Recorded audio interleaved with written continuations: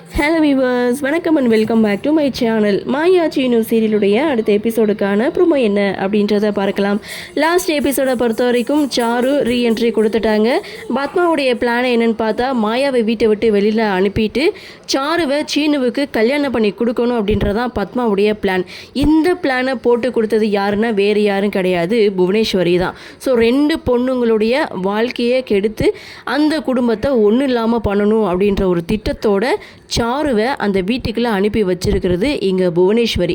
So இது தெரியாமல் இங்கே மாயா சாரு இருந்துட்டு போகட்டும் அப்படின்னு ஜானகி கிட்ட சொன்னாலும் மாயாவுக்கு சாரு மேலே சின்ன சந்தேகம் இருக்க தான் செய்யுது. அதே சமயம் இங்கே கதிர் தனா இவங்க 2 பேருடைய வாழ்க்கையிலையும் அடுத்த ஒரு பிரச்சனை ஸ்டார்ட் ஆக போகுது. கதிரோட ஃப்ரெண்டு பார்த்திங்கன்னா தனாவுடைய ஃப்ரெண்டு பூங்குடியை லவ் பண்ணுறதா சொல்லி ரிஜிஸ்டர் மேரேஜ் பண்ண போகிறேன், உன்னுடைய ஹெல்ப் வேணும்னு சொல்லி கதிர்கிட்ட ஹெல்ப் கேட்குறாங்க. கதிர் இந்த விஷயத்த தனா கிட்ட சொல்ல தனா கதிர் இவங்க 2 பேருமே சாட்சி கையெழுத்து போடுறதுக்காக ரெஜிஸ்டர் ஆஃபீஸ் போகிறாங்க. போன இடத்துல லிங்கம் இவங்க 2 பேரையும் பார்த்து உடனே புவனேஸ்வரிக்கு இந்த விஷயத்த சொல்கிறாங்க.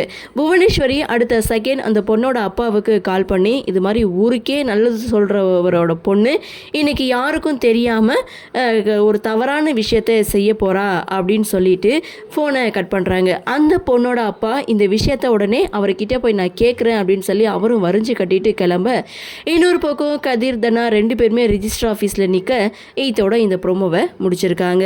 கதிர் தனா மீண்டும் பிரச்சனையில் மாட்டிப்பாங்களா அப்படின்ற ஒரு எதிர்பார்ப்போட இந்த ப்ரோமோவை முடிச்சிருக்காங்க. சரி, என்ன நடக்குது, என்ன மாதிரியான சுவாரஸ்யத்தோடு கதைகளை நகரவாக கொண்டு வராங்க அப்படின்றத நாமளும் பொறுத்திருந்து பார்க்கலாம்.